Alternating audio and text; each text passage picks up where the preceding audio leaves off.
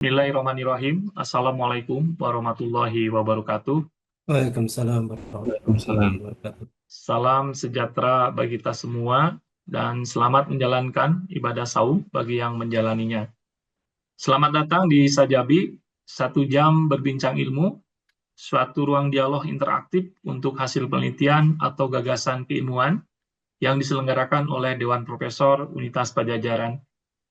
Bapak dan Ibu yang saya hormati, beberapa kajian menunjukkan bahwa ibadah saum tidak hanya menjalankan ibadah kepada Allah Subhanahu wa taala semata, namun ternyata saum juga memberikan manfaat kesehatan fisik dan mental yang signifikan. Dan untuk lebih mendalam kajian tentang hubungan saum dengan kesehatan, hari ini kita bedah tuntas tentang hal itu dengan menghadirkan guru besar dari Fakultas Keperawatan Universitas Padjadjaran, Profesor Cecep Eli Kosasi, dengan tema Saum dan Kesehatan Tubuh, Pendekatan Fisiologi Klinis dan Bukti Ilmiah. Namun sebelum memulai acara utama, kami akan tayangkan terlebih dahulu daftar riwayat hidup singkat. Profesor Cecep Eli Kosasi, beliau lahir di Ciamis, tanggal 24 Desember tahun 1971, dengan bidang keahlian atau keilmuan keperawatan kritis. Beliau pendidikan S3 di Prince of Songkla University, Thailand, lulus tahun 2018. Dengan riwayat jabatan, beliau pernah menjadi Ketua Program Studi PSDKU Pangandaran, Ketua Program Studi Magister Keperawatan, dan Ketua Bapena DPW Jawa Barat. Beliau banyak melakukan publikasi, kurang lebih sekitar 100 artikel Sinta, 30 artikel Scopus, 3 buah buku, 3 buah haki, dengan H-index Scopusnya 6, dan H-index Google Scholar itu 21. Sementara penghargaan yang pernah beliau terima, yang pertama adalah Satya Lencana Karya Satya 20 tahun, dan Satya Karya Bakti kelas 1. Sebenarnya banyak sekali data-data yang beliau peroleh, baik penghargaan maupun jabatan, namun karena keterbatasan waktu, hanya singkat ya daftar riwayat hidup dari pembicara ini. Kita masuki acara inti, yaitu presentasi dari Prof. Cecep Eli Kosasi. Untuk waktu dan tempat kami persilakan. Terima kasih Prof. Iman Hernaman. Bismillahirrahmanirrahim. Assalamualaikum warahmatullahi wabarakatuh. Waalaikumsalam warahmatullahi wabarakatuh. Yang saya hormati Ketua Dewan Profesor, Profesor Atwar Bajari, dan para profesor yang hadir pada kesempatan ini, juga yang terhormat Bapak Ibu sekalian yang tidak mungkin saya sebutkan satu persatu. Alhamdulillah, pada kesempatan ini kita masih bisa berkumpul dalam kondisi sehat walafiat, dan kita nanti akan sama-sama berdiskusi ya, sama-sama sharing lah, karena memang saya eh, mengakui bahwa untuk keilmuan ini saya yakin Bapak Ibu Profesor juga sudah pada paham sebetulnya terkait dengan bagaimana sih eh, manfaat dari saum atau puasa dengan kesehatan tubuh. Banyak sekali kajian-kajian yang terkait dengan ini. Tapi walaupun demikian, baiklah kita akan review kembali seperti apa sih sebetulnya manfaat atau bagaimana kajian tentang saum ini atau puasa ini dengan kesehatan tubuh manusia. Khususnya terkait dengan nanti bagaimana mekanisme fisiologisnya, kemudian secara klinis, kemudian juga bukti ilmiah atau penelitian-penelitian terdahulu terkait dengan topik yang akan kita bahas. Baik, pada kesempatan ini izinkan saya untuk menyampaikan topik terkait dengan pendekatan fisiologis, klinis, dan bukti ilmiah. Saya Cecep Elikosasi dari Fakultas Keperawatan Unpad dan bagian dari Dewan Profesor yang ada di Universitas Padjadjaran. Eh, Mudah-mudahan nanti kita akan banyak berdiskusi terkait dengan topik ini, dan ini akan menambah semangat kita dalam khususnya dalam menjalankan ibadah puasa di bulan Ramadan ini. Karena bulan puasa ini bukan hanya menjalankan perintah Allah, perintah Tuhan, tapi juga memang kita coba lihat, kaji. Karena sebagai ilmuwan tentunya kita harus banyak meneliti sebetulnya terkait dengan sebenarnya apa sih manfaat, bagaimana sih esensi, bagaimana metodologi, kemudian juga bagaimana aksiologi dari suatu topik tertentu ini. Sehingga saya yakin juga mudah-mudahan nanti eh, dari topik ini banyak diskusi yang akan kita eh, buat begitulah. Baik, sebagai pendahuluan tentunya nanti kita akan bahas tentang bagaimana definisi saum dalam konteks Islam maupun konteks ilmiah ya, karena eh, dalam konteks Islam tentunya eh, saum itu tidak hanya sebagai eh, perintah, tapi juga memang di- di- da- terdiri dari dimensi dimensi sebetulnya sebagai ibadah. Dimensi satu lagi adalah nanti secara fisik adalah bagaimana periode metabolik istirahat secara fisiologis. Nah, untuk dimensi spiritual, kita juga sudah memahami bahwa saum bukan hanya menahan makan dan minum, tetapi juga ada dimensi lain atau ada poin lain terkait dengan bagaimana kita melatih self control, bagaimana mengendalikan diri supaya tidak sampai melakukan hal-hal yang tidak dicontohkan atau tidak diinginkan. Juga dengan saum ini juga secara dimensi spiritual Islam tentunya akan meningkatkan rasa empati terhadap sesama manusia, bagaimana memahami perasaan orang lain, bagaimana merasakan laparnya orang lain dan sebagainya. Itu adalah poin empati yang bisa kita tingkatkan di dalam ibadah saum ini. Juga hal yang lain adalah kedisiplinan. Kita akan selalu berdisiplin dulu dari mulai sahur, kemudian sholat subuh, aktivitas, sampai ibadah-ibadah lain, kemudian sampai kita buka puasa lagi. Itu adalah satu tahapan yang memang penuh dengan kedisiplinan. Nah, juga sebetulnya nanti kita lihat bagaimana hubungan antara kesehatan mental dan spiritual. Itu juga akan terlihat ya. Di situ ada bagaimana menurunkan stres dan meningkatkan kepuasan hidup. Jadi kalau stresnya menurun biasanya eh, rasa apa kualitas hidup pun atau kepuasan hidup akan meningkat. Kita lihat dimensi yang kedua. Kalau tadi kita lihat dimensi yang pertama adalah dimensi spiritual atau dimensi agama, yang kedua adalah dimensi biologis. Bagaimana saum ini mempengaruhi fungsi tubuh? Ternyata ada beberapa poin yang memang coba akan kita bedah nanti. Yang pertama adalah bagaimana pengaturan metabolik itu terjadi di dalam seseorang yang menjalani ibadah saum atau puasa ini. Jadi ada beberapa perubahan-perubahan di metabolik tubuhnya pada pasien, ada pada seseorang yang mengalami ibadah saum ini. Kemudian juga ada ketidakseimbangan energi di mana pada seseorang yang mengalami saum itu ada fase tidak makan gitu. Fase tidak mendapatkan asupan dan fase nanti istirahat begitu. Nah, kemudian juga ada fase adaptasi fisiologis multisistem. Di situ terjadi berbagai fisiologis, adaptasi fisiologis maksud saya. Bagaimana secara fisiologis beradaptasi terhadap kondisi yang ada, terutama saum ini, di multisistem, di seluruh sistem tubuh yang ada. Jadi semua sistem itu saling berkaitan, seluruh sistem itu memang terpengaruh begitu dengan saum ini. Sehingga memang ada beberapa perubahan-perubahan yang memang lebih baik daripada yang tidak saum. Kita lihat satu-satu. Bapak Ibu sekalian, bagaimana fisiologis tubuh selama saum? Mungkin di antara kita sudah sering mengatakan bahwa memang atau kita sering mendengar lah bahwa kalau kita saum maka Anda akan sehat. Nah, bagaimana itu? Seperti apa perubahan-perubahan yang terjadi pada tubuh ketika mengalami atau ketika menjalankan puasa atau saum? Jadi sebagai seorang akademisi tentunya kita akan mempertanyakan seperti apa sih kok bisa seorang yang saum bisa sehat begitulah. Nah, tentunya kita lihat satu persatu. Pertama adalah ternyata di dalam tubuh kita atau di dalam tubuh seseorang yang menjalankan saum atau puasa itu terjadi perubahan metabolik ternyata. Apa saja? Yaitu perubahan metabolik yaitu glukosa dan gula darah. Yang jelas terpengaruh adalah glukosa dan gula darah. Ingat, karena glukosa itu didapatkan dari asupan karbohidrat.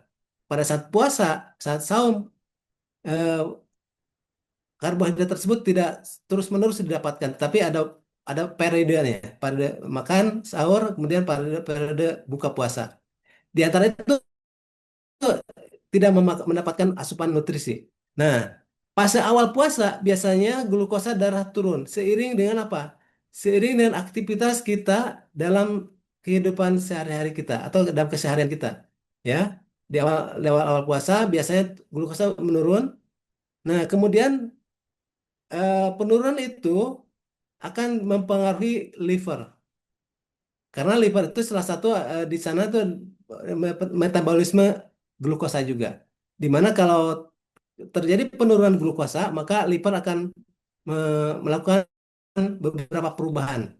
Di antaranya, kalau kondisi gula darah di dalam pembuluh darah turun, maka akan terjadi glikogenolisis. Artinya apa? Terjadi perubahan atau pembentukan glikogen dari, sorry, terjadi perubahan atau pembentukan glukosa dari glikogen yang ada di hati dan otot. Yang pertama, glikogen hati otot dulu digunakan untuk aktivitas, kemudian glikogen hati akan dipecah gitu ya. Untuk menjaga apa? Menjaga glukosa. Untuk mempertahankan glukosa darah akan tetap normal. Tetapi apabila ternyata glukosa itu akan turun terus, maka akan terjadi gluconeogenesis. Artinya akan terjadi pembentukan glukosa dari sumber bukan dari karbohidrat. Nah, pembentukan glukosa itu pada proses gluconeogenesis dibentuk dari lemak dan protein. Nah, ini semua untuk apa? Untuk menjaga kestabilan gula darah ya, terutama pada puasa jangka pendek. Jadi pada kondisi puasa ketidakadaan eh, glukosa atau penurunan glukosa akan dilakukan perubahan atau dilakukan adaptasi oleh hati untuk memecah glikogen hati dan otot untuk mempertahankan glukosa darah. Yang kedua adalah lipid dan ketogenesis.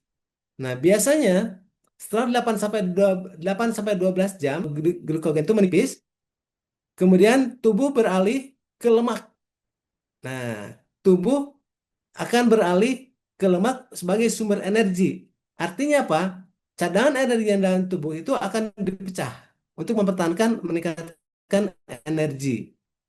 Nah, di sana terjadi apa? Hormon glukagon meningkat. Hormon glukagon ini tentunya akan meningkatkan pemecahan apa namanya pemecahan lemak atau pembentukan glukosa dari eh, yang lain begitulah. Kemudian juga insulin menurun. Nah, insulin ini karena kebalikan dengan glukagon fungsinya. Kalau insulin itu membentuk glukosa, sedangkan glukagon akan membentuk glukosa. Jadi akan terjadi kebalikan. Insulin menurun, glukagon akan sumber energi alternatif untuk otak. Itu salah satunya juga. Jadi produksi keton kenapa muncul? Karena tadi terjadi gluconeogenesis. Yang ketiga yaitu terjadi perubahan metaboliknya apa? Yaitu hormon dan regulasi endokrin. Nah, di sini terjadi di endokrin itu akan nanti menghasilkan hormon. Beberapa hormon diantaranya kortisol. Kortisol itu dibentuk dari korteks adrenal yang ada di ginjal, begitu ya. Kortisol akan meningkat untuk menjaga apa? Homeostatis tubuh. Jadi kalau misalnya glukosa turun, maka kortisol akan dikeluarkan untuk meningkatkan glukosa juga. Hormon pertumbuhan juga dapat meningkat dan sensitivitas insulin juga akan meningkat. Jadi di sini akan terjadi perubahan-perubahan yang luar biasa, di mana perubahan ini akan meningkatkan kondisi kesehatan sebenarnya, terutama pada kondisi yang memang katakanlah tadi apa namanya, yang obesitas, yang lain itu akan lebih baik. Kenapa? Karena terjadi eh, perubahan yang positif, di mana insulinnya juga akan meningkat, Sensitivitasnya ingat ya, sensitivitas insulin akan meningkat juga nanti yang obesitas terutama dia akan lebih baik karena ada terjadi gluconeogenesis. Nah, yang kedua, sistem gastrointestinal tubuh selama saum ini ada perubahan pada sistem gastrointestinal, di mana gastrointestinal itu adalah sistem pencernaan, ya, pencernaan dari mulai lambung sampai usus halus, usus semuanya ya. Pada kondisi saum akan terjadi waktu istirahat bagi gastrointestinal. Nah ini, jadi fase istirahat dilakukan untuk apa? Di sini akan memperbaiki apa? Untuk perbaikan mikrobiota yang ada di saluran pencernaan. Jadi istilahnya tidak di diporsir gitu ya. Ada fase istirahatnya untuk gastrointestinal. Dan ini akan apa? Akan memperbaiki kondisi tubuh. Kemudian juga di sini terjadi penurunan risiko gastritis ini. Asalkan tadi pola sahur dan buka puasa seimbang. Ini juga akan eh, bagus sebetulnya. Yang jelas pola yang konsisten itu akan meningkatkan konsistensi dari hormon-hormon yang akan keluar pada saat makan tersebut. Jadi harus konsisten antara seimbang antara puasa dan sahur apa sahur dan buka puasa itu harus seimbang puasanya. Sehingga akan meningkatkan perbaikan pada sistem gastrointestinal. Yang ketiga adalah sistem kardiovaskuler. Nah, sistem kardiovaskuler juga akan sedikit terpengaruh oleh saum ini juga, di mana denyut jantung, pompa jantung akan sedikit menurun, lebih tenang gitu ya. Yang asalnya mungkin pada penderita pasien-pasien tertentu yang memang katakanlah takikardi itu akan lebih tenang karena denyut jantung akan sedikit menurun. Kemudian penurunan tekanan darah ringan. Artinya ini bagi yang mereka memiliki hipertensi itu akan sedikit turun sedikit gitu. Dan ini bermanfaat ya, terutama yang tekanan tinggi yang agak tinggi sedikit itu yang borderline. Dan itu sangat bermanfaat eh, dampak saum ini untuk pasien-pasien yang atau orang-orang yang mengalami tekanan darah tinggi. Yang keempat itu sistem saraf pusat. Jadi semua sistem yang ada di tubuh ini juga terpengaruh oleh saum ini. Di antaranya yang keempat ini adalah sistem saraf pusat. Nah, disinyalir bahwa peningkatan keton dapat meningkatkan fokus mental. Jadi energi alternatif eh, keton ini dapat meningkatkan fokus mental lebih fokus begitu.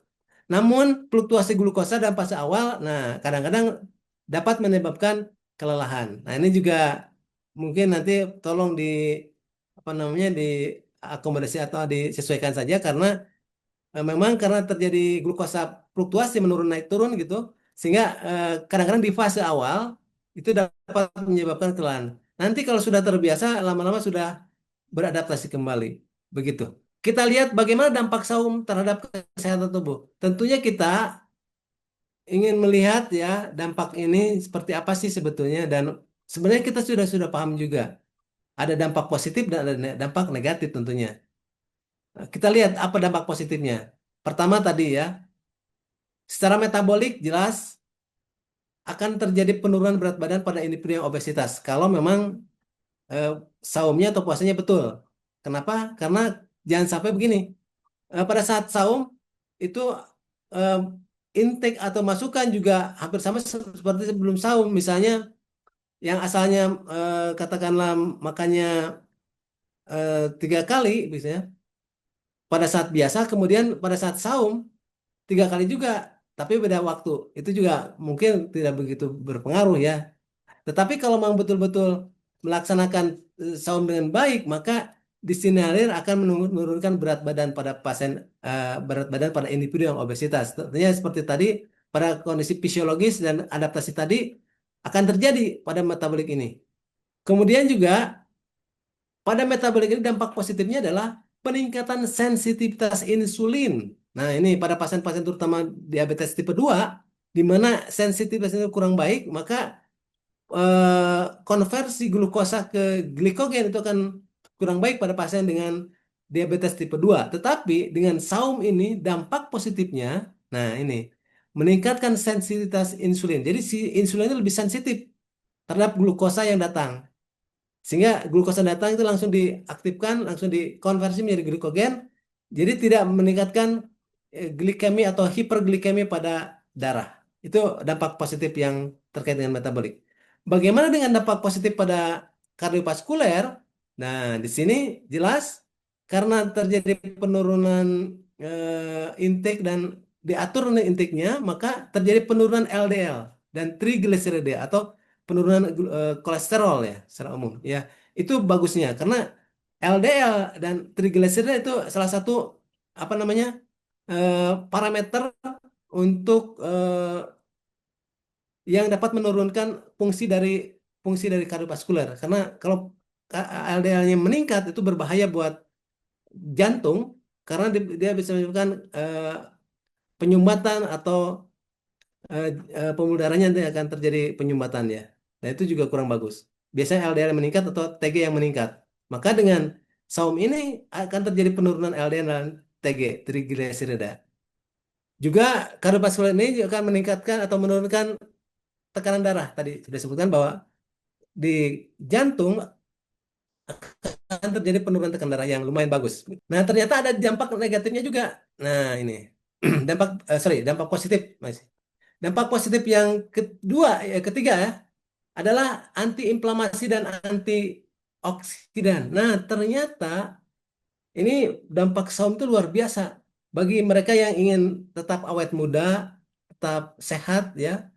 Itu silahkan banyak-banyaklah saum. Kenapa? Karena ternyata aktivitas saum dapat mempengaruhi antiinflamasi dan antioksidan, di mana terjadi peningkatan aktivitas sirtuin. Nah ini, sirtuin ini adalah kelompok enzim atau keluarga enzim yang bisa meningkatkan proses katakanlah memperbaiki metabolisme di dalam tubuh, terutama proses peradangan. Dan ini akan menurunkan stres oksidatif eh, di apa namanya di sel tubuh kita ya.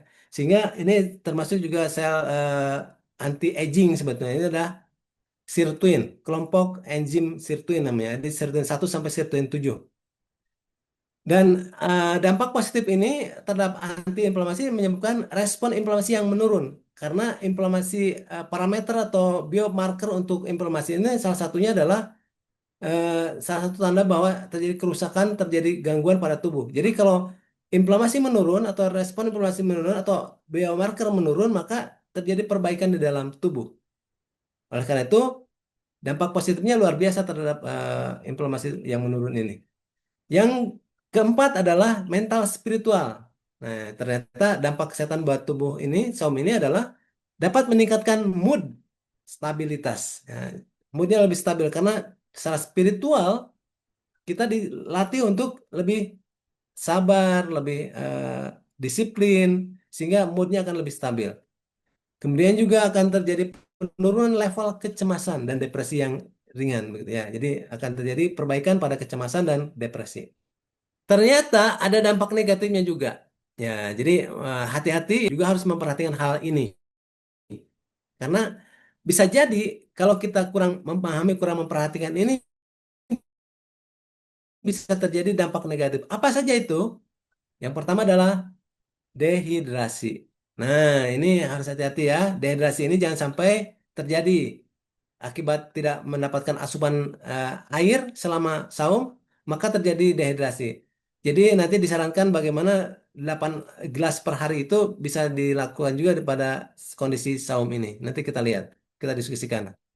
Juga dampak negatif ini adanya fluktuasi glukosa pada penderita diabetes. Nah, ini hati-hati dengan Bapak Ibu yang menderita diabetes. Ini harus berkonsultasi dengan dokternya atau dengan tenaga kesehatan untuk bisa memperhatikan bagaimana waktu puasa atau saum pada saat menderita diabetes. Yang ketiga adalah hipotensi ortostatik. Hipotensi ortostatik adalah terjadi hipotensi penurunan tekanan darah pada saat bangun tidur ya. Nah, itu biasanya akan terjadi juga kalau memang ada beberapa hal yang kurang bisa diperhatikan. Bagaimana catatan klinisnya? Nah, puasa harus dipantau pada kondisi apa? Diabetes tipe 1. Karena kalau diabetes tipe 1 itu memang diabetes yang memiliki kekurangan insulin secara permanen secara total sehingga harus mendapatkan asupan insulin secara artifisial dari luar gitu ya. Dan itu harus diperhatikan ya, harus dipantau betul-betul karena dia hanya mendapatkan insulinnya dari luar. Pada saat buka dapat ya, tapi kalau saat puasa tidak dapat karena puasa gitu ya.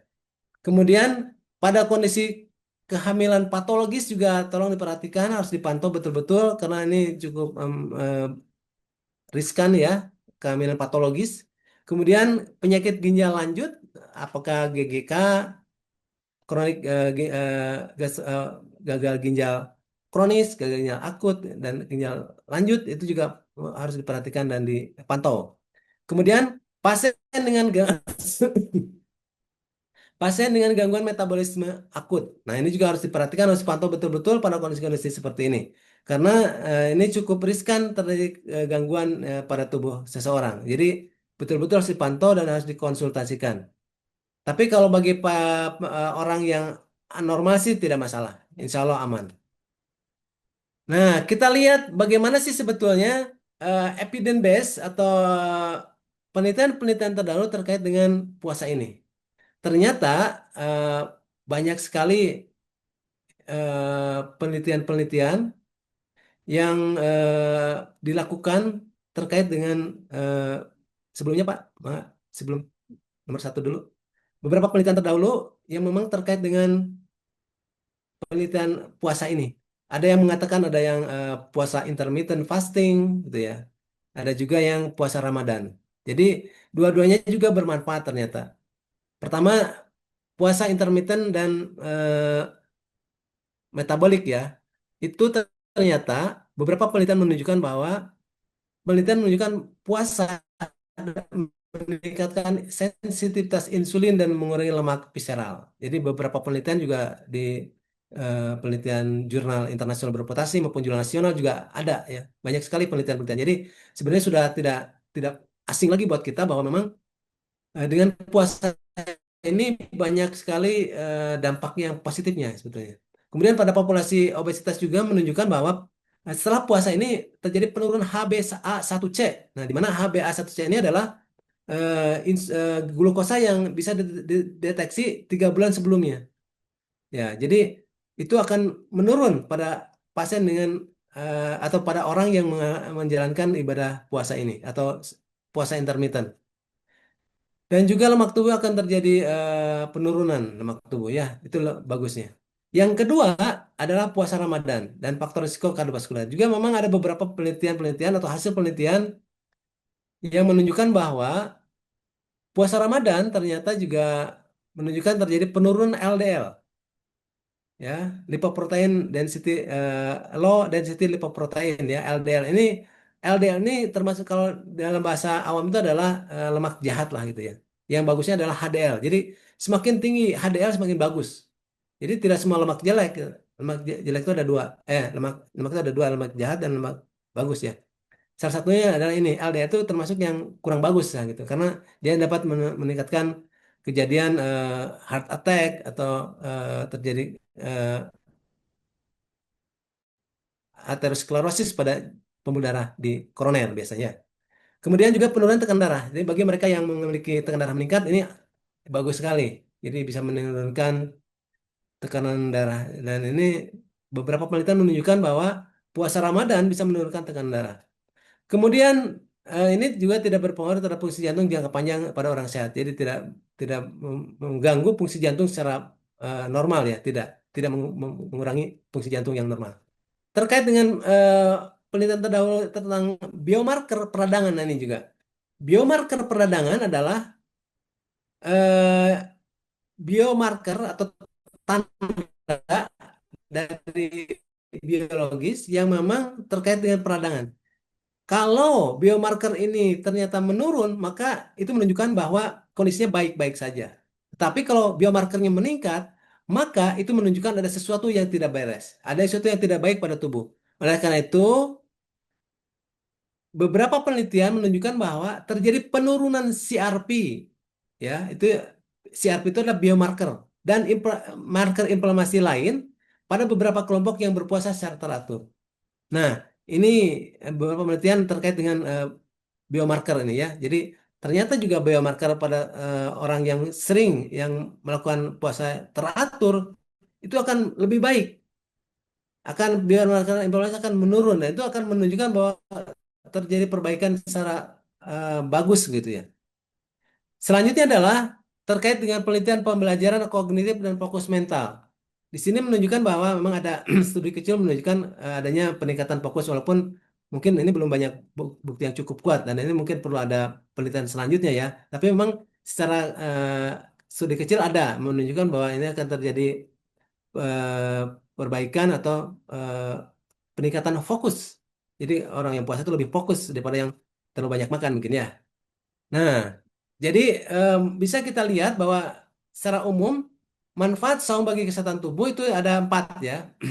Sekali lagi tadi metabolik, kardiovaskuler, psikologis dan neurokognitif, kemudian juga antiinflamasi dan detoksifikasi metabolik. Jadi secara umum ternyata itu luar biasa.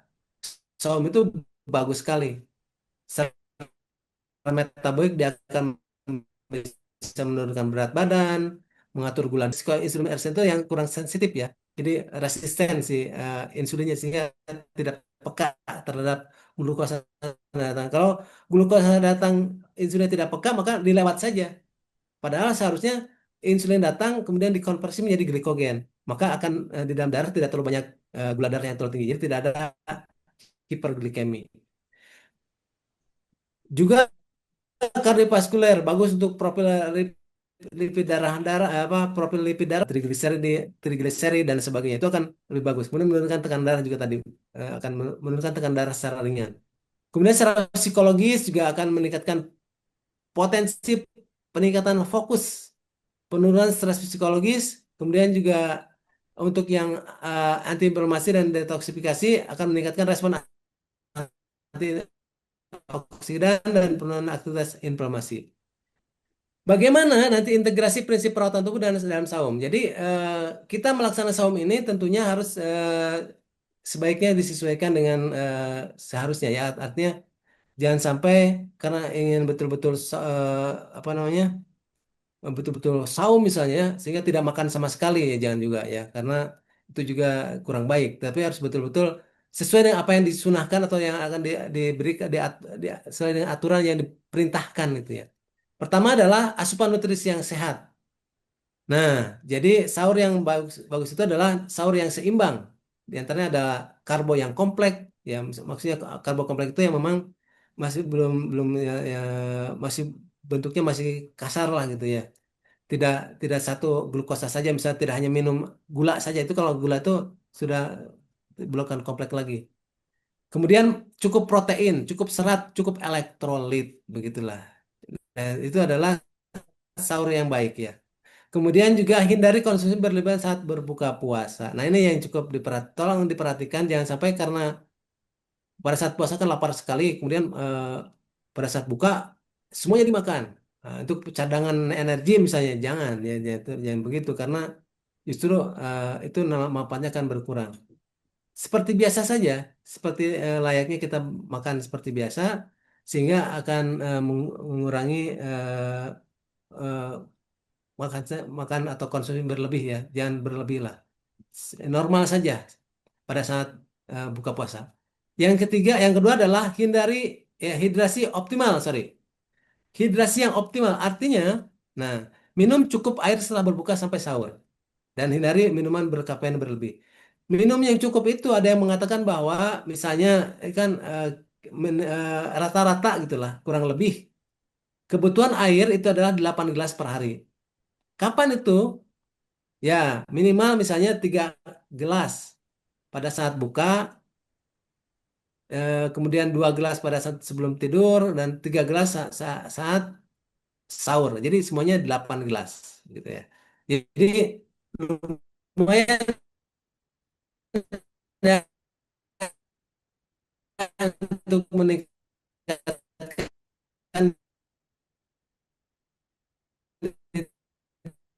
hidrasi yang optimal. Jadi berkapit. Yang selanjutnya ada aktivitas fisik yang tepat. Nah, jadi pada saat saum juga bukan berarti pada saat saum itu adalah istirahat bukan, tidur-tiduran bukan, tetap beraktivitas seperti biasa. Dan kalau biasa olahraga silakan olahraga, tetapi memang sebaiknya diperhatikan. Misalnya aktivitas yang fisik yang ringan sampai sedang lah. Ada jalan, ada stretching dan sebagainya. Hindari olahraga berat pada siang hari karena khawatir mendapatkan hidrasi yang kurang ya atau dehidrasi ya pada saat siang. Jadi olahraga mungkin sore hari atau pagi hari ya. Jangan pada siang hari karena matahari juga cukup terik. Kemudian edukasi individu yang beresiko. Nah, eh, Allah juga memberikan kemudian bagi yang sakit sebetulnya. Jadi nanti pada saat individu mengalami sakit, misalnya pada pasien-pasien khususnya pasien yang berkaitan dengan saum ini adalah pasien diabetes mellitus, DM tipe 1, tipe 2, maka perlu konsultasi medis jika kondisi kronis. Nah, ini juga perlu disampaikan bahwa bagaimana caranya, nah ini juga perlu konsultasi dengan dokternya. Simpulan, jadi pada kesempatan ini saum ternyata memiliki dua aspek dimensi yang penting, yaitu aspek atau dimensi spiritual, bagaimana hubungan manusia dengan Tuhannya, dalam hal ini adalah perintah agama. Kita menjalankan puasa saum Ramadan ini atau puasa-puasa yang lain sesuai dengan perintah agama. Dan kedua adalah dimensi biologis, karena mau tidak mau itu ada kaitannya. Yang kedua adalah secara fisiologis, puasa merupakan fase adaptasi metabolik yang kompleks. Jadi semua sistem sangat berpengaruh atau sistem itu terpengaruh. Dan kalau dijalankan dengan baik, maka sistem sistem yang ada dalam tubuh akan menjadi lebih baik lagi. Ketiga adalah dampak positif bagi yang ditemukan, terutama banyak ditemukan ya dampak positifnya, terutama pada metabolisme dan kardiovaskuler. Jadi secara metabolik, khususnya metabolisme glukosa, dan kardiovaskuler itu akan lebih baik lagi. Nah, kemudian yang ketiga adalah yang keempat, potensi risiko perlu diperhatikan pada kondisi tertentu ya. Ya, jadi pada kondisi klinis tertentu itu perlu diperhatikan. Jadi misalnya pada pasien-pasien dengan memiliki diabetes mellitus dan lain sebagainya, maka perlu diperhatikan. Kemudian potensi risiko perlu diperhatikan pada kondisi tertentu, misalnya tadi ya diabetes mellitus dan sebagainya. Kemudian implementasi perawatan tubuh itu perlu juga diperhatikan, nutrisi, hidrasi dan aktivitas. Nah, jadi ada nutrisi, makanan, hidrasi air dan aktivitas yang seimbang. Penting untuk meminimalkan atau untuk memaksimalkan manfaat saum yang kita lakukan. Jadi secara umum bahwa manfaat saum itu luar biasa dan eh, mungkin tidak hanya saum Ramadan ini, tetapi juga saum saum yang lain ya, saum-saum sunnah misalnya itu bisa dilakukan karena manfaatnya luar biasa tadi. Mungkin itu saja yang bisa saya sampaikan. Terima kasih atas perhatiannya. Terima kasih Prof. Cecep. Ini sangat menarik ya apa yang disampaikan oleh beliau ini. Dan tadi sudah diperlihatkan bagaimana data empirik ya menunjukkan bahwa saum ini berkaitan erat dengan kesehatan dan memiliki dampak positif yang sangat banyak ya terhadap kesehatan. Mungkin akan lebih menarik kembali menarik ya apabila kita buka sesi diskusi. Untuk sesi pertama saya persilakan tiga penanya, mangga bisa mengancungkan tangannya melalui rek atau apa. Silakan. Oh, ini ada Prof. Ana. Iya. Ya, mungkin Prof dulu. Mangga Prof. Hatur nuhun, Pak Iman. Selamat sore, Pak Cecep Kosasi. Siap, Terima Prof. kasih. Kacamatanya di mana? Saya kebetulan nih lupa lagi kalau pelajaran metabolisme segala macam Prof Iman yang tahu. Tapi saya ini begini pengalaman Prof Kosasi. Saya ini udah mungkin tahun 2003 akhir nih. Tahu-tahu mata saya itu yang kiri hilang. Kalau bahasa Al-Quran JR-nya itu kasrohnya itu hilang. Oh. Hingga agak diraba-raba sampai sekarang. Saya tanya diperiksakan ke Sendo bolak-balik begitu, bolak-balik akhirnya sampai disuruh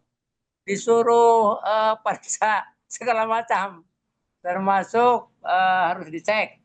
Nah, saya biasa dicek itu gula darah, kemudian kolesterol, kemudian asam urat, nah, tekanan biasa, tekanan normal, cuma normal kolesterol memang agak tinggi, hampir mendekati 200.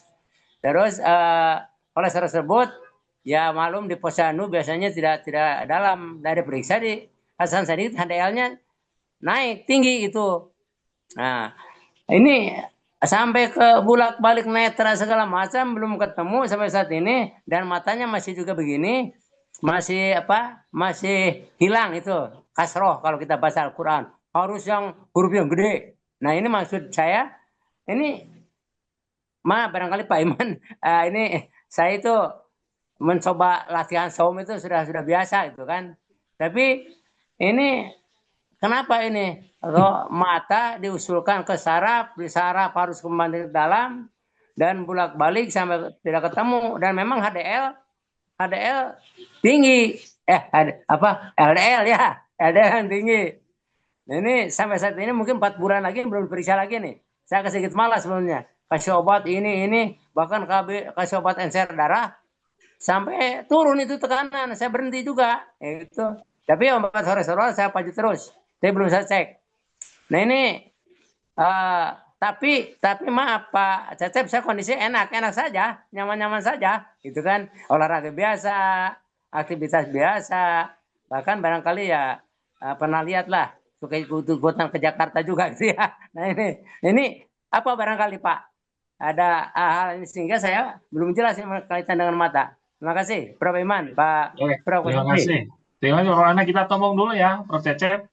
Ya, Saya beralih ke, ini ada pertanyaan juga di room ya, oleh Prof. Budi nih, Nurani Nurhiana. Terima kasih atas paparan yang menarik. Mohon dijelaskan peran elektrolit ya seperti NaCl dalam tubuh selama saum. Itu pertanyaan yang kedua. Kalau tidak ada sementara mungkin 2 pertanyaan dulu mungkin Prof. Cecep, maka. Baik, terima kasih Prof. Iman sebagai moderator. Baik, terima kasih juga Prof. Ana yang sudah memberikan pertanyaan yang luar biasa. Ini memang dialami sendiri mungkin ya oleh Prof. ya, terkait dengan bagaimana tadi berbolak-balik ke rumah sakit untuk memeriksakan kondisi mata yang tadi mungkin ada sedikit kabur matanya atau gimana ya, jadi terjadi penurunan fungsi dari fungsi mata tadi. Dan tadi sudah diperiksa di mana-mana bolak-balik dan sebenarnya, dan tadi juga Xiaomi sudah terbiasa juga mungkin ya.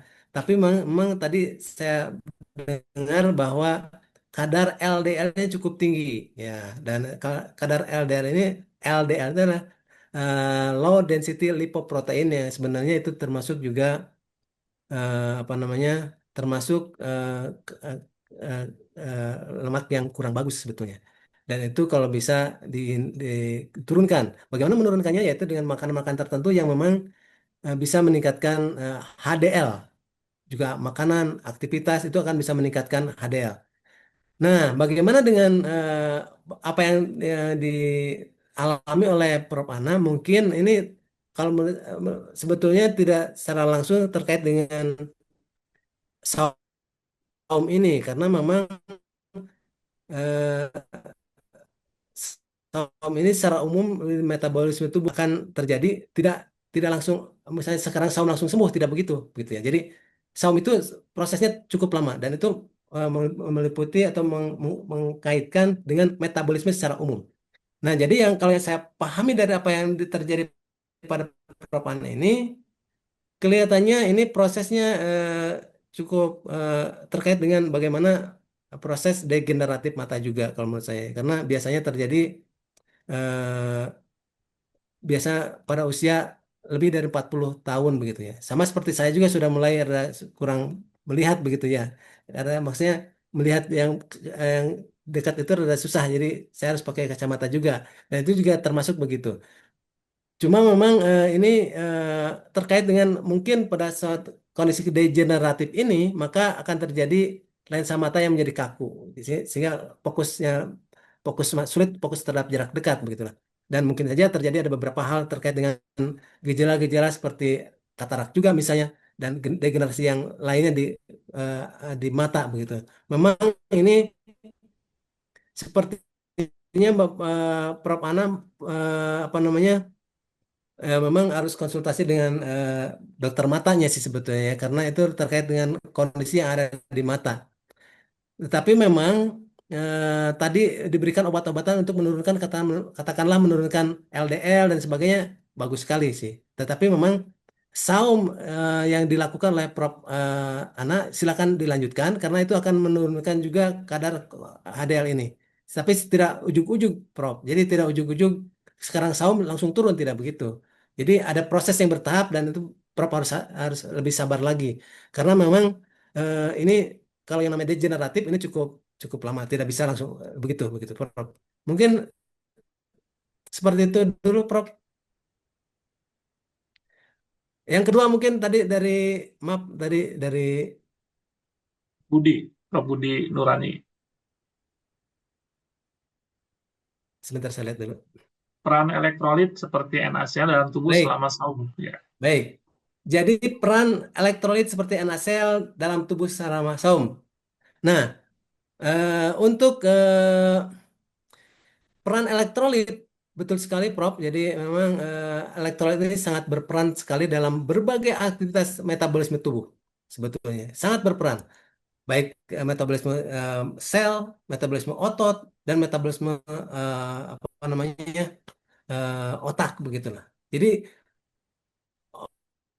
eh, eh, namanya elektrolit itu tidak hanya NaCl.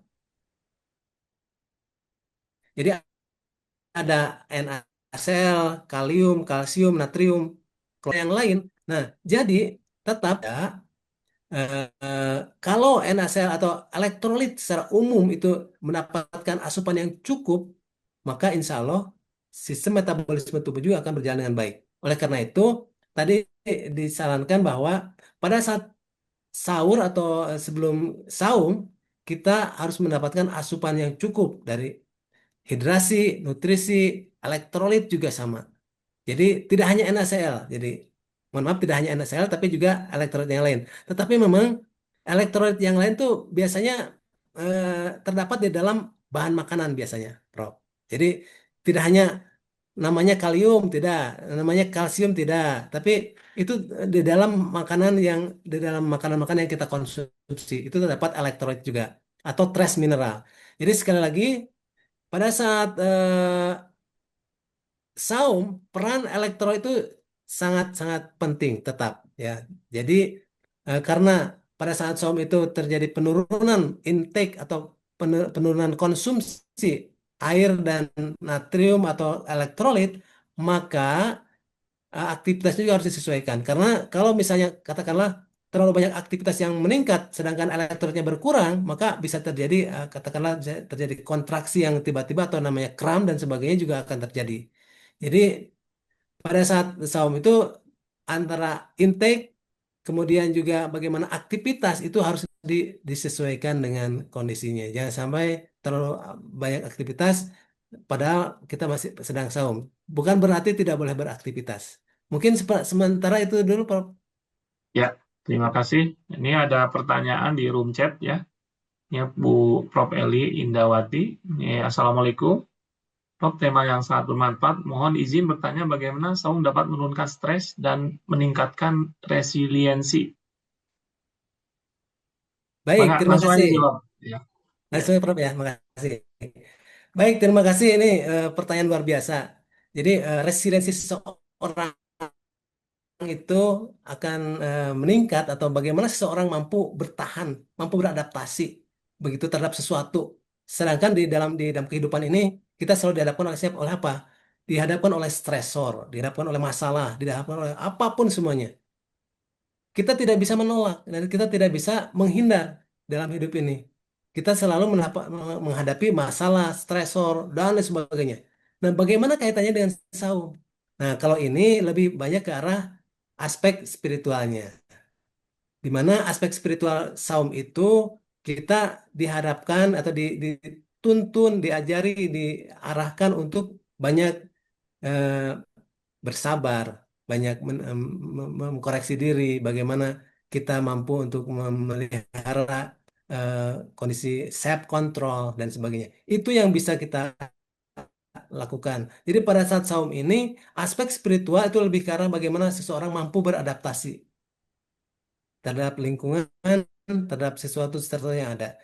Jadi, insya Allah kalau memang betul-betul tadi sesuai dengan eh, kaidah bahwa kalau kita beribadah saum ini dengan iman dan mengharapkan takwa itu, maka itu kita akan mendapatkan sesuatu yang lebih baik lagi.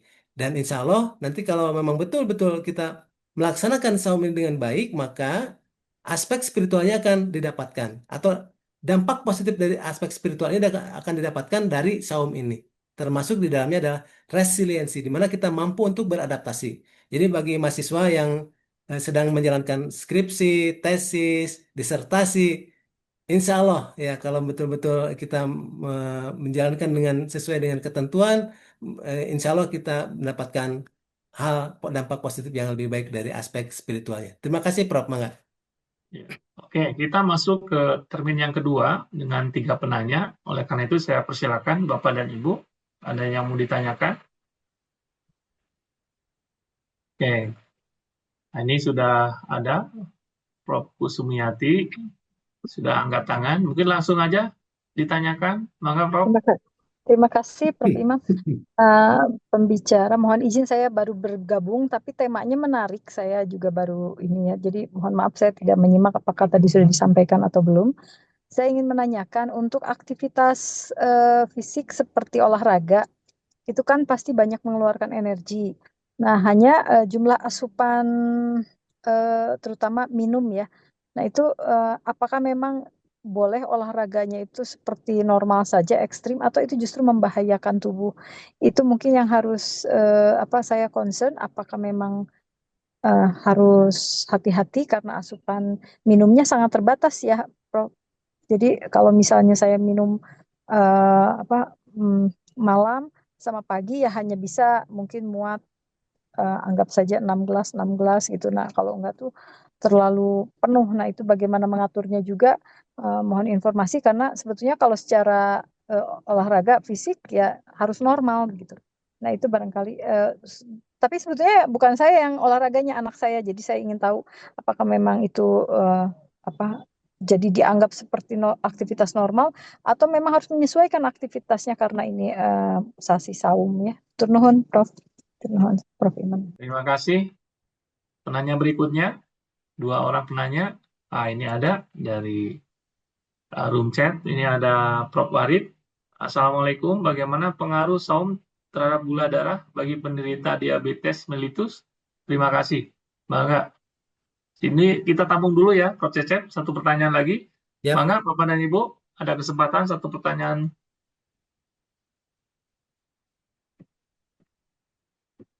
Tanya tidak ada, langsung jawab. Kang Prof, silakan. Baik, terima kasih Prof. Prof. Kusmiati, memang ini luar biasa, pertanyaan bagus sekali. Bagaimana aktivitas? Nah ini, aktivitas dengan tadi eh, berapa banyak minum yang harus dikonsumsi? Apakah sama seperti biasa atau bagaimana aktivitas pada saat saum? Apakah sama seperti biasa dengan aktivitas katakanlah biasanya berat, kemudian pada saat saum itu berat juga atau sama seperti itu atau bagaimana? Nah, baik. eh, Kebutuhan cairan di dalam tubuh manusia itu sebetulnya tergantung berbagai faktor, Prof. Jadi eh, ada kebutuhan minimal namanya. Kebutuhan minimal itu eh, adalah 1,5 sampai 1 cc per kilogram berat badan per eh, per 24 jam itu ditambah dengan IWL biasanya, insensible water loss. Jadi ada kebutuhan minimal dalam seseorang, misalnya katakanlah sorry, 0,5 sampai 1 cc per kilogram berat badan per jam. Itu adalah output cairan sebetulnya. Tapi output cairan kan harus sesuai dengan input ya. Jadi kalau misalnya berat badannya adalah 50 kilo, berarti dalam satu jam itu ada setengahnya gitu ya. 25 cc. Itu 25 cc per jam kebutuhannya. Kali 24 jam berapa begitu. Nah, itu minimal air yang dibutuhkan. Tapi ditambah dengan IWL, insensible water loss. Artinya apa? Jadi kebutuhan airnya itu akan meningkat pada saat ke aktivitas yang meningkat. Karena ada air yang meningkat akan keluar, air yang keluar pada saat katakanlah aktivitas dan itu tidak terasa. Sama seperti kita bernapas, kita berbicara, itu akan mengeluarkan air juga. Jadi bisa diuji cobakan, misalnya kita meletakkan tangan kita di satu kaca, maka kaca kita itu akan berembun. Itu artinya ada air yang keluar sebetulnya. Itu namanya insensible water loss. Apabila ditambah dengan aktivitas, maka pengeluarannya akan lebih dari biasanya. Nah, itu yang perlu diperhatikan. Nah, sedangkan pada saat saum itu tidak mendapatkan asupan yang instan. Artinya kita harus menunggu apa? Menunggu Neng sama Dede abis ini sahur dan mau buka menunggu di luar ya. buka Mau gitu ya. buka di luar. Mau buka? Mau buka Dan di luar. mohon maaf itu. Ya, lanjut. Jadi pada saat saum kita menunggu sahur dan buka puasa. Sedangkan pada saat saum itu tidak mendapatkan asupan yang instan langsung. Nah, itu juga tolong diperhatikan.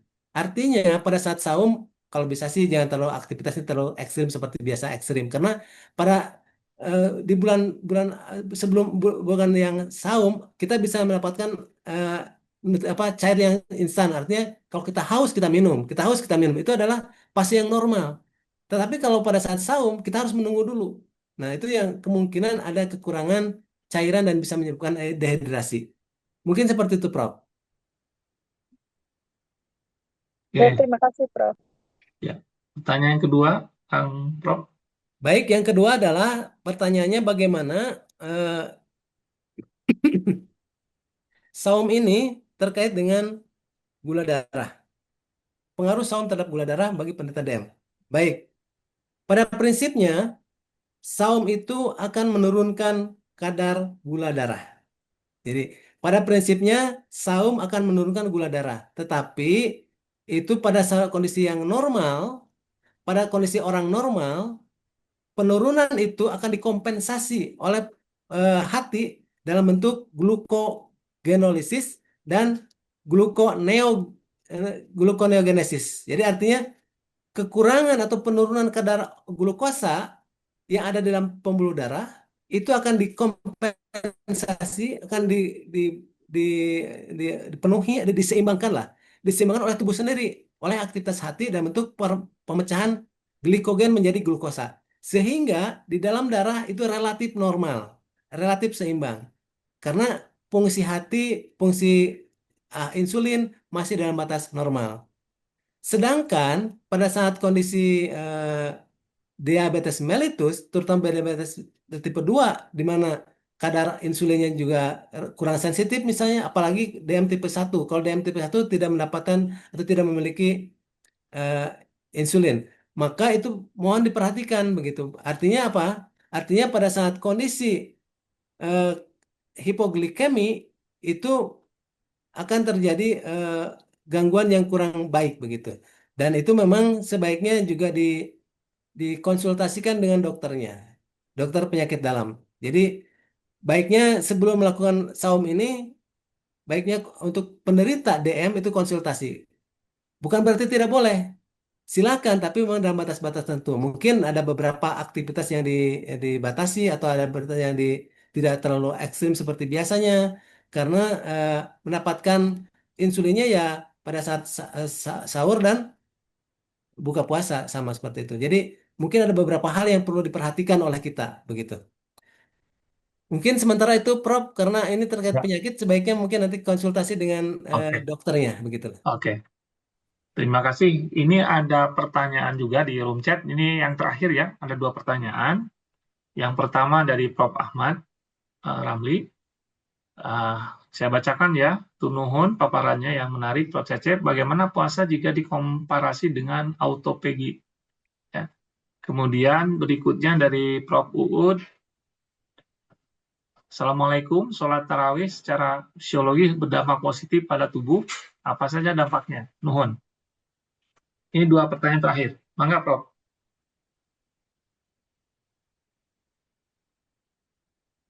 Baik, ini menarik sekali. Terima kasih atas pertanyaannya. Jadi memang pada prinsipnya puasa itu adalah kondisi tidak mengkonsumsi makanan atau minuman dalam pada waktu tertentu. Jadi kita tidak mengkonsumsi makanan dari mana? Dari sahur sampai eh, buka gitu. Jadi atau ada puasanya ada intermittent fasting dan macam-macam tergantung ya tergantung fasting tersebut. Tapi memang kalau kita Muslim ya ada namanya saum Ramadan, saum sunnah dan sebagainya. Eh, yang jelas itu adalah satu kondisi di mana kita tidak mendapatkan makanan pada periode tertentu begitu. Kemudian kalau auto pagi itu artinya apa? Artinya ada auto sendiri pagi ada makan begitulah ya kurang lebih. Jadi bagaimana proses sel eh, tubuh membersihkan dan mengatur ulang komponen sel yang rusak begitu untuk mempertahankan keseimbangan kurang lebih seperti itu. Jadi auto pagi merupakan satu mekanisme survival dari alami sel sebetulnya. Nah, jadi bagaimana puasa itu memang alurnya adalah puasa itu akan menurunkan glukosa sebetulnya akan menurunkan glukosa sehingga akan menurunkan insulin karena glukosa tidak berkurang berarti insulin juga akan berkurang. Kemudian akan meningkatkan stres metaboliknya sedikit ya. Meningkatkan stres metabolik ringan sedikit. Kemudian dia akan mengaktifkan gen survival. Nah, jadi nanti atau paginya akan meningkat. Jadi memang itu juga akan seperti itu ya. Jadi kurang lebih memang antara auto pagi dan apa namanya saum ini memang ada kaitannya sebenarnya. Jadi di antaranya adalah eh, karena saum atau puasa ini akan menurunkan tadi konsumsi glukosa, maka tubuh akan berusaha untuk memperbaiki diri sebetulnya. Jadi mudah-mudahan nanti pertumbuhan selnya akan lebih bagus lagi lah. Jadi karena tadi auto pagi itu prinsipnya adalah bagaimana proses membersihkan atau proses sel membersihkan atau mendaur ulang komponen sel yang rusak begitu ya. Dari tubuh berusaha atau tubuh ada kesempatan untuk memperbaiki atau melakukan mekanisme untuk supaya lebih baik lagi. Jadi ini juga sangat berkaitan sekali antara puasa dengan auto pagi ya. Jadi bagaimana puasa ini sebagai pemicu dan nanti proses biologisnya terjadi dalam sel melalui autofaginya itu. Mungkin seperti itu untuk autofagi dan apa namanya puasa. Kemudian untuk yang satu lagi adalah Kaitan sholat tarawih, Kang, dan kesehatan. sholat tarawih dan kesehatan. Ya, Baik. Jadi sholat tarawih memang secara fisiologis berdampak positif pada tubuh. Nah, pertanyaan ya.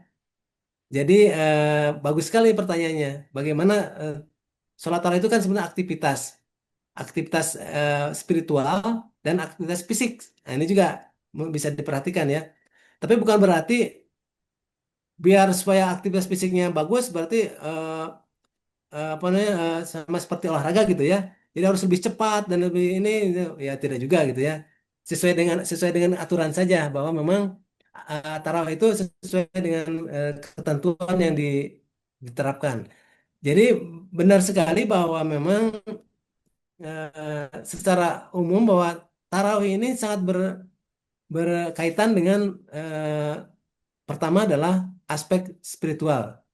Jadi aspek spiritual akan meningkatkan bagaimana kita kesehatan secara spiritual, kesejahteraan, stresor dan sebagainya akan menurun. Kemudian juga bagaimana dengan fisiologisnya, memang di situ aktivitas tarawih itu ada aktivitas fisik sebenarnya. Walaupun memang tidak seperti olahraga nge-gym gitu, tidak. Tapi memang itu ada aktivitas aktivitas olahraga sedikit di situ. Tetapi memang eh, karena memang setelah buka puasa kita mendapatkan nutrisi, nah itu juga tolong diperhatikan. nutrisinya jangan terlalu banyak. Artinya jangan dipulkan itu, kalau makan jangan dipulkan, dan jangan semuanya dimakan, sehingga pada saat aktivitas saum juga, pada saat aktivitas taraweh itu akan meningkatkan aktivitas fisik, itu akan berpengaruh terhadap bagaimana, katakanlah, keseimbangan tubuh juga. Jadi kalau bisa, karena memang ini aktivitas fisik itu, tarawih itu merupakan aktivitas fisik juga, itu mempengaruhi kondisi tubuh kita. Jadi jangan sampai istilahnya kita olahraga dan perut kenyang gitu ya. Maksudnya olahraga atau aktivitas fisik tapi perut kita memang terlalu banyak gitu. Dan itu akan mempengaruhi juga. Dan itu banyak kejadian juga memang sakit perut misalnya dan sebagainya. Oleh karena itu dampaknya tadi, kalau misalnya tadi pada saat sahur makan cukup, pada saat buka makannya cukup, tidak terlalu kebanyakan, maka dampaknya akan bagus sebetulnya. Karena itu juga akan meningkatkan aktivitas fisik dan meningkatkan metabolisme tubuh yang baik. Tetapi kalau misalnya ternyata pada saat sahurnya sedikit, makannya sedikit, tapi pada saat bukanya banyak dan berlebihan, itu tentunya akan berdampak terhadap sistem sistem tubuh, terutama gastrointestinal. Jadi mungkin saran saya ya sesuai saja, yang seimbang saja, disesuaikan, jangan terlalu banyak pada saat buka, dan itu langsung melakukan aktivitas tarawih juga akan lebih baik lagi. Mungkin sementara itu, Prof. Ya, terima kasih Kang Prof. Waktu jualah ya yang membatasi kita untuk diskusi, dan acara ini diakhiri dengan kata penutup yang akan disampaikan oleh Ketua Dewan Profesor. Untuk itu waktu dan tempat saya persilakan Prof. Atwar. Terima kasih Kang Prof. Iman. Assalamualaikum warahmatullahi wabarakatuh. Waalaikumsalam. Bapak Ibu, para profesor yang saya hormati, para mahasiswa, magister, dan juga beberapa saya lihat ada dari program magisternya Kang Prof. Cecep nih, keperawatan. Kemudian juga ada Bapak Ibu Wakil Dekan kalau tidak salah.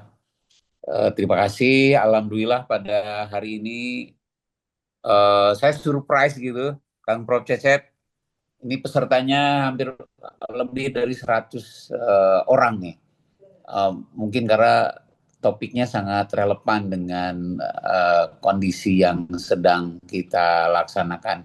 Mudah-mudahan, saya yakin sangat bermanfaat, terutama bagi saya sendiri manfaatnya luar biasa. Ada informasi bahagia nih Kang Prof. Cecep. Ternyata saya punya hipertensi, kalau puasa katanya turun ya. Cuma turunnya belum diukur nih berapa, karena biasanya Insya takut Allah, kalau Prof. mau diukur. Kalau mau diukur hipertensi itu suka menakutkan begitu. Hatur nuhun pisan, dan saya kira pertanyaan-pertanyaannya sangat bernas, relate dengan masalah kesehatan, juga masalah ibadah kita. Saya yakin itu kita mendapatkan berkah dari Allah Subhanahu wa Ta'ala. Terima kasih, hatur nuhun, sampai ketemu di waktu yang akan datang, dan kami hanya bisa memberikan sertifikat nih buat pembicara Kang Prof. Cecep. Terima kasih nih. Cuma KKI-nya sudah selesai ditutup ya, jadi tidak bisa diinput nih.